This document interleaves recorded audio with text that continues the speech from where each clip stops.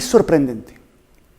La noticia realmente conmovió en su momento a psicólogos y a todo el mundo, porque resulta que en los orfanatos de China, donde tienen posiblemente una de las enfermeras mejor preparadas para el cuidado de niños, donde tienen unos sistemas de alimentación bien cuidados, donde tienen toda una red de psicólogos especialistas, la mortalidad infantil era altísima. Saben ustedes que en China, hasta hace poco tiempo, solo se permitía tener un hijo. Y como además es una sociedad en general bastante machista, querían un niño, porque la niña la veían como una carga, con lo cual las niñas las abandonaban en muchos casos en orfanatos cuando nacían. Con lo cual es el mayor número de niñas en orfanatos del mundo están en China. Bien, pues resulta que la mortandad infantil en China, en esos orfanatos, a pesar de tener los mejores medios, eran espectaculares. Estamos hablando de, a lo mejor, de un 15, un 20%. ¿Dónde estaba el problema? El problema estaba en la deficiencia respecto de la vinculación afectiva. Tenían quien les cuidase, quien les alimentase, quien les diese todo tipo de atenciones técnicas, pero no quien les abrazase, quien les hablase, quien les diese cariño y calor. Con lo cual, después se descubrió en psicología que esta falta de afecto trae consigo deficiencias gravísimas cognitivas, en desarrollo psicomotriz y, por supuesto, podía dar lugar a la muerte. ¿Por qué? Porque en realidad, aunque Descartes había dicho que pienso, luego existo, la verdad más profunda respecto del ser humano es soy amado, luego existo. Porque nazco en un clima afectivo en el que soy querido, es posible desarrollarse como persona. De esto vamos a hablar hoy con una psicóloga especialista en el ámbito perinatal, que es realmente una rara avis. Vamos a hablar con Andrea Rodríguez Freire, que es una psicóloga formada en Santiago y en Salamanca, con un máster en recursos humanos y especialista en psicología perinatal. Trabaja en Psicovertex, en Fisiovertex, en Orense, una clínica, también en este ámbito de la maternidad, y vamos a plantearle diversas cuestiones que creo que le van a ser muy interesantes, sobre la unión entre la maternidad, los embarazos, las pérdidas y el ámbito emocional.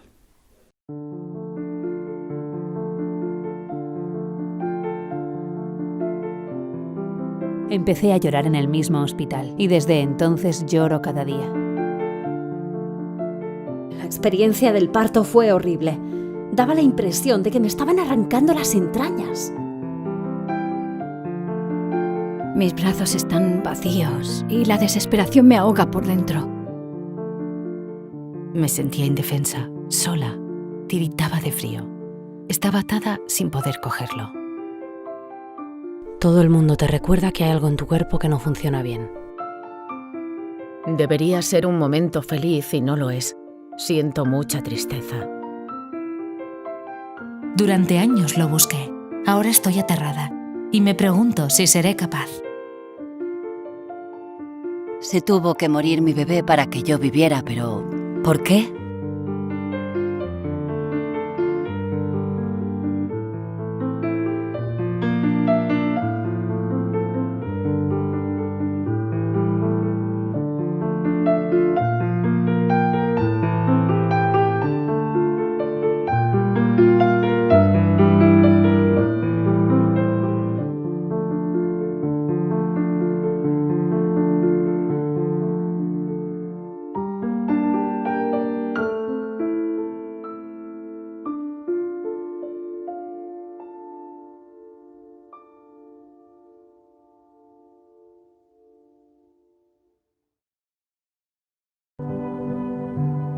Los gobiernos realmente deberían estudiar esta cuestión, porque si los resultados de esta investigación se confirman realmente, entonces el estado emocional de marido y mujer, pero digamos más concretamente de las mujeres, tiene tal impacto en la forma de vida adulta que algo de dinero, algunos esfuerzos deberían contemplarse. Al menos en el mundo desarrollado, los cuidados durante el embarazo, los cuidados físicos de la madre son bastante buenos. Les miden la presión sanguínea constantemente, les hacen la prueba de diabetes, pero se ignoran totalmente los cuidados emocionales. Nadie pregunta a las mujeres embarazadas sobre su estado emocional o su relación con la pareja. Podemos ayudar a la madre a sentirse menos estresada, menos ansiosa o deprimida, y también podemos ayudar al futuro niño. Si podemos evitar que nuestros hijos presenten síntomas de síndrome de déficit de atención, o si podemos prevenir que tengan trastornos conductuales, sería una sociedad mucho más feliz.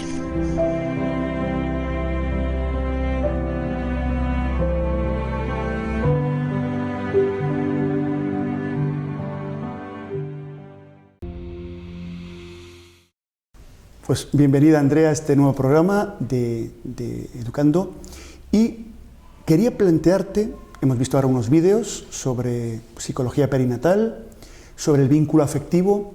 ¿Nos podrías explicar desde tus conocimientos y experiencia cuál es el vínculo emocional de la madre gestante, de la madre que está embarazada, durante el embarazo, en el parto y posterior al parto, con el niño o niña?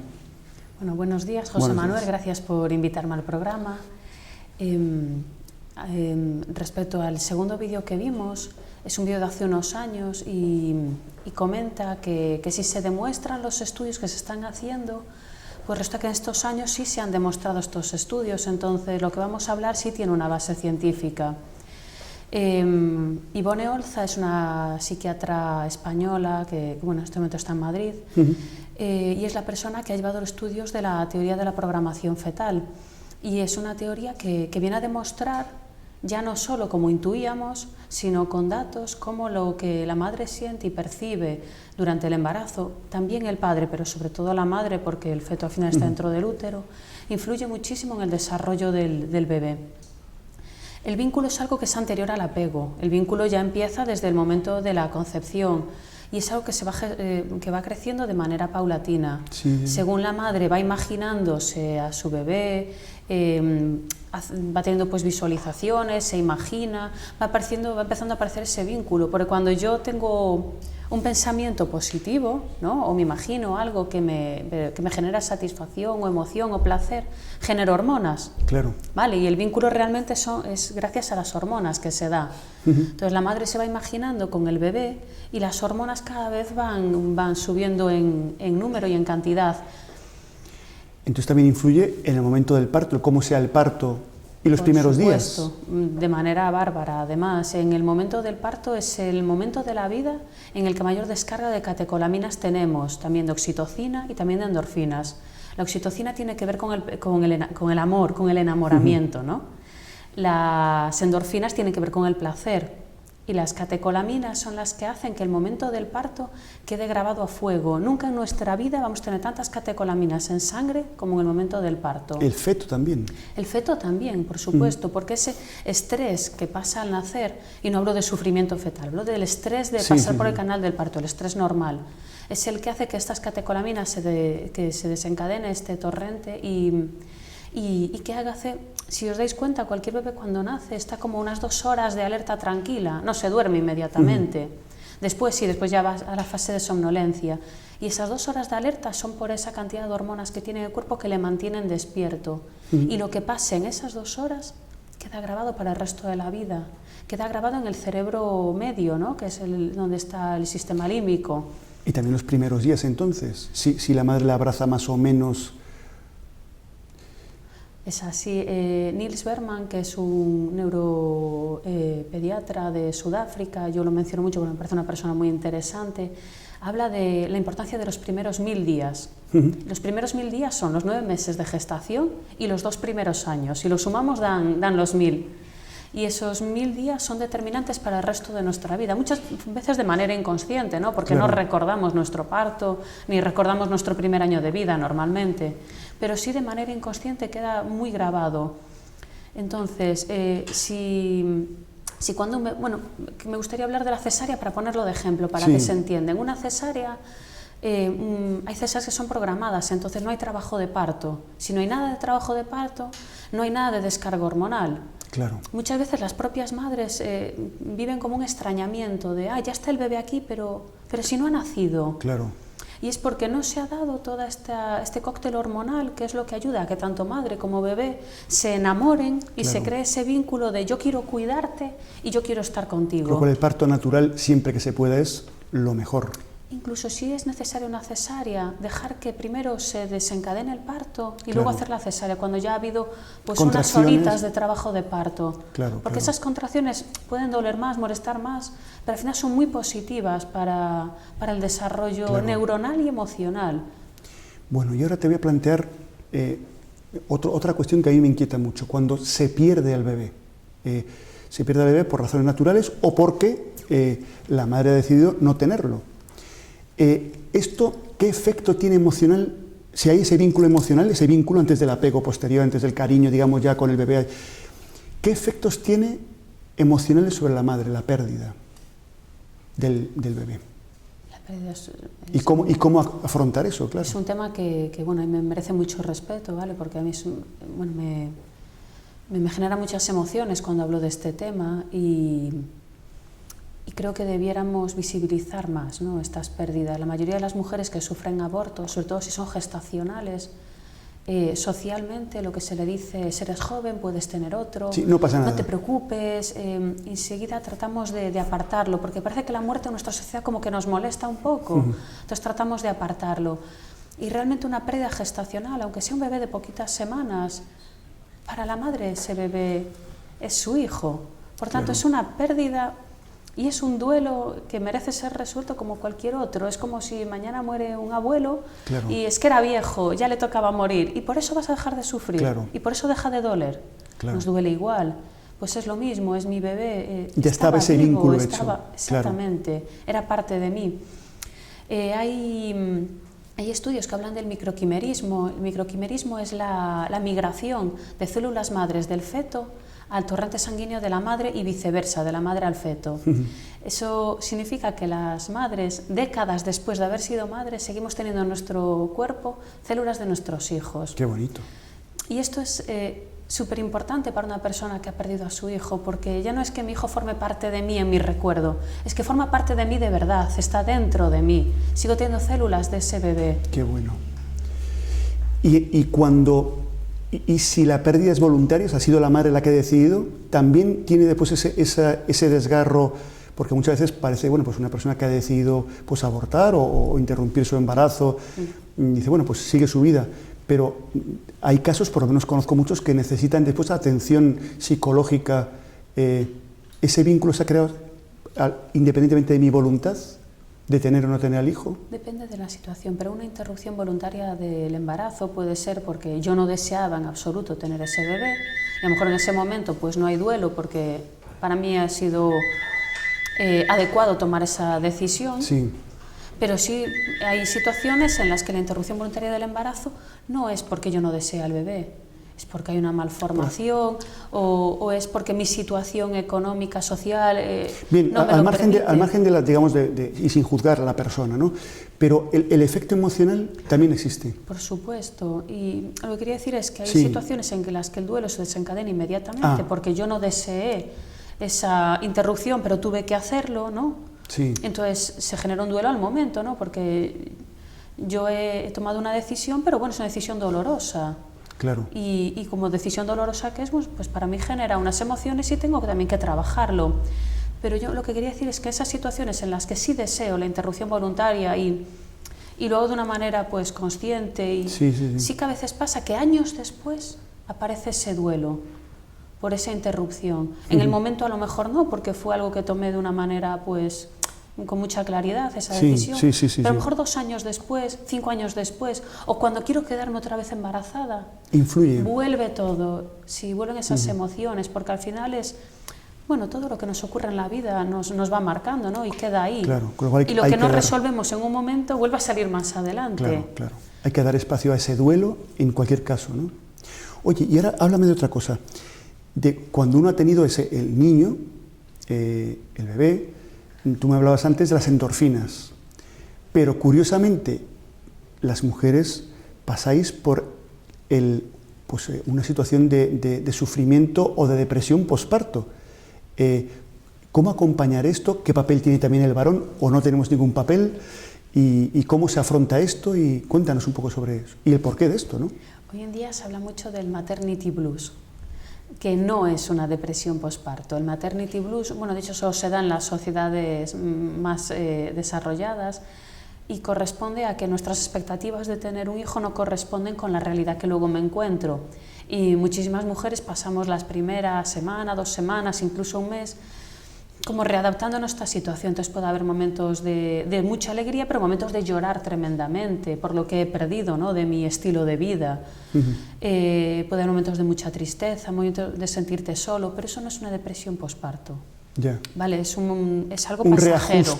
Es algo pasajero y que suele desaparecer. Una depresión posparto tiene un diagnóstico y tiene unos criterios para ser diagnosticada, ¿no? Tiene que ser con una larga duración. La sintomatología es parecida, pero es más a largo plazo. Es una tristeza que no se da superado, tiene que ver mucho con el aislamiento social. Esta persona se va aislando cada vez más. Tiene que ver también con factores físicos, pues que haya habido un desajuste en la hormona tiroidea, anemia, también influye, ¿no?, en la depresión posparto. Y es muy importante diagnosticarla. Muchas veces pasa que cuando nace el bebé, la madre ya deja de ir al médico. Solamente va el bebé al pediatra. A la madre no se le va atendiendo una vez al mes o cada 2 meses para ver cómo estás. Y es necesario, claro. Yo creo que sí, que deberíamos tener un poquito más, sobre todo teniendo en cuenta que en Orense, en nuestra ciudad, hay clases posparto, las hay en muchas otras ciudades. A lo mejor podría ser un sitio donde poder detectar, ¿no?, qué está ocurriendo con esta mujer. Claro. Muchas personas tienen depresión en el embarazo y esto no se diagnostica casi nunca. Bueno, los embarazos, aunque sean deseados, a veces me confrontan mucho con mi estilo de vida y la depresión empieza en el embarazo. Pero claro, una mujer que a lo mejor está desganada, desmotivada, cansada en el embarazo, lo vemos como un síntoma normal de embarazo, ¿no? Y no le prestamos la suficiente atención. Y claro, una persona que tiene depresión en el embarazo te asegura una depresión posparto, porque no se va a solucionar solo. Claro, claro. El papel del varón, del hombre. Los hombres también tienen depresión posparto. Vaya. Eso es la primera noticia. Y trastorno de estrés postraumático. En ocasiones lo pueden desarrollar. Es habitual que un hombre que está presente en un parto que pueda resultar traumático o instrumentalizado, sea tal el impacto que desarrolle un estrés postraumático. La depresión posparto en el hombre tiene más que ver con el cambio de rol. Que el hombre no encuentre su sitio, no se dé vuelto a ubicar. Empieza a sentirse solo, excluido de la diada madre-bebé, y no necesariamente porque la madre la está excluyendo, a veces es un tema muy personal, ¿no?, de que yo no encuentro dónde ubicarme nuevamente. Y bueno, también hay que atenderles a ellos, pero para acompañar a la mujer que tiene depresión posparto, yo creo que el padre tiene 2 funciones: de cara al bebé, jugar con el bebé, entretenerle. La parte divertida siempre ha estado asociada con la figura masculina. Puede sonar a cliché, pero bueno, si miramos porcentajes se sigue correspondiendo. Muchas veces hablamos de igualdad, hombre-mujer, y la igualdad no es que el hombre le dé teta. No es homogeneidad, claro. Exacto, yo creo que es que el hombre pueda, pues, participar de otros cuidados, del baño, de cambiar el pañal. Hay muchísimas otras cosas que hacer sin tener que cambiar los roles. Entonces, con el bebé es eso lo que el padre puede hacer. Y con la madre, la función del padre es sostén y acompañamiento. En el momento de parto incluso es determinante la actitud que tome la pareja en cómo influencia a la mujer que está pariendo. Es determinante, para bien y para mal. Y por tanto al niño, o al bebé. Al niño, siempre por... Muy bien, pues en este contexto hay dos últimas cosas que me gustaría que nos dijeses algo. Un aspecto es si influye algo en todo esto la maternidad tan tardía y la paternidad tan tardía de nuestra época. A nivel mundial, la edad media, y biológicamente al parecer la más idónea para el primer parto y primer embarazo, puede ser los 20 y pocos años, biológicamente, por lo que he estudiado en libros de neonatología. Y después, a nivel mundial, esas son las edades en que se tiene el primer hijo. Sin embargo, en Occidente, en España, es a los 30 y muchos años. ¿Influye esto a nivel emocional? ¿Cuáles pueden ser también las causas de esta maternidad tan tardía? Aparte de las que sabemos de pues, que la gente se forma hasta más tarde, pero no siempre ocurre así. ¿Qué pasa con la maternidad tardía? ¿Tiene algún tipo de influencia? Sí, tiene influencia. Yo mencionabas un poco los factores que nos llevan a la maternidad tardía y son estos, ¿no? El buscar una vida un poco estable. Y en otras ocasiones el renunciar, ¿no? al estilo de vida que tenemos para tener un hijo, como que a veces dices, bueno, lo voy a retrasar un poco más y viajo unos años más, ¿no? Digo viajo por poner un ejemplo. Sí. Esto hace que cuando nos vamos a poner a tener hijos, de pronto tenemos 35 años, 40 años, y es que biológicamente el cuerpo ya no está igual. Yo puedo estar de mente, incluso mucho mejor y más madura para ser madre con 35 años que con 18, pero el cuerpo no. Por desgracia y por fortuna somos mamíferos y los óvulos van perdiendo en calidad, ¿no? Según vamos envejeciendo. Y el espermatozoide también, ¿no? Por supuesto. Bien, me quedo tranquilo. Del mismo modo. Sí, sí, sí. Entonces esto hace que luego haya un mogollón de problemas y cada vez se ve más de infertilidad, ¿vale? Y no es que la mujer no sea fértil a veces, sino pues que los óvulos ya no tienen la calidad suficiente. Y entonces vemos mujeres, yo me encuentro mujeres de 40 años que quedan embarazadas y tienen una pérdida tras otra de 3 semanas, de 4 semanas y nunca han pasado de esa fecha, ¿no? Lo emocional influye, o sea, el querer, ya quiero ser madre, y ya no tienes tanta facilidad para quedarte embarazada. Esa ansiedad puede influir también en retrasar o en impedir el embarazo. Por supuesto, la teoría que mencioné al principio del programa de la programación fetal estudia todos estos temas, llega hasta ahí y habla de cómo el estrés en la madre tiene muchísima relación con las pérdidas, ¿no? Porque, bueno, igual que lo metabólico, ¿vale? Si yo soy una persona obesa, por ejemplo, y durante el embarazo hago una dieta muy estricta, es muy posible que mi hijo tenga luego problemas de obesidad también, o de diabetes. Está muy relacionado, pues igual lo emocional, ¿no? Si yo vivo con mucho estrés el embarazo, primero le estoy transmitiendo mucho estrés a mi cuerpo, lo cual hace que rechace quedarme embarazada. Cualquier animal en hábitat natural, si está en situación de peligro, no tiene comida, está viviendo con muchos depredadores, no se quedan embarazadas las hembras, aunque estén teniendo relaciones, se quedan embarazadas cuando hay una situación óptima. Y a nosotros nos pasa igual, si yo estoy con mucho estrés, mi cuerpo está generando mucho cortisol, que es la hormona del estrés, no voy a quedarme embarazada. Claro, es muy fácil decir, relájate, pero es muy difícil hacerlo. Claro, claro. Entonces entramos con esa prisa de, ay, es que ya tengo tal edad y ya quiero ser madre, que luego me veo mayor. Y entonces se va sumando el estrés, la edad, y cada vez es más difícil quedarse embarazada. Claro, claro, claro. Todo es como una suma de factores, claro. Bien, pues Andrea, muchísimas gracias. Siempre que hablo contigo me quedo con ganas de profundizar más. ¿Nos querría decir alguna última cuestión que se te haya quedado así sobre estos temas o algún aspecto que creas que es importante apuntar en el aspecto de emociones y maternidad? Estaba pensando en un tema que quería haber mencionado y se me pasó, relacionado con el duelo en las pérdidas gestacionales y perinatales. Yo invito a todo el mundo, ¿vale?, a que haga algún rito de paso para trabajar el duelo. A veces parece que como son tan pequeñitos o casi no existieron, porque son frases que se dicen, ¿no?, pues que no merecen que se haga nada. Y a veces el simplemente poder coger, tener en brazos, tener una foto, una huella de la mano de ese bebé que murió, ayuda muchísimo a dar luego el paso de superar el duelo. De despedirte de él. El hacer una caja de recuerdos, por lo mejor son bebés tan pequeños que no los puedes físicamente coger, pero si tenías un juguete que ya habías comprado para él, pues eso, guardarlo y con eso poder hacer un rito de paso que se llama, ¿no?, una despedida, ayuda muchísimo y acelera normalmente los duelos. A veces no en el momento justo de fallecer, tiene que ser cuando los padres lo sientan, ¿no? Hay padres que en el mismo momento sienten que necesitan estar con ese bebé y padres que no, y lo necesitan un mes después. Pero poder guardar eso para tenerlo en el momento en el que yo sienta necesario despedirme, tener esos recursos, porque es la única ocasión que vas a tener de poder despedirte de ese hijo. Claro. Pues Andrea, muchísimas gracias. Me ha impresionado mucho el que nos hayas hablado de esa relación personal, interpersonal, con el hijo, aún en esas fases tan absolutamente tempranas, ¿no? Pues nada, muchísimas gracias por tu presencia. Seguiremos contando contigo porque nos encanta, y a mí personalmente, escucharte y aprendo mucho. Y a todos los que nos están viendo, pues espero que este programa les haya gustado. Les espero en el siguiente programa y les deseo que sean muy felices.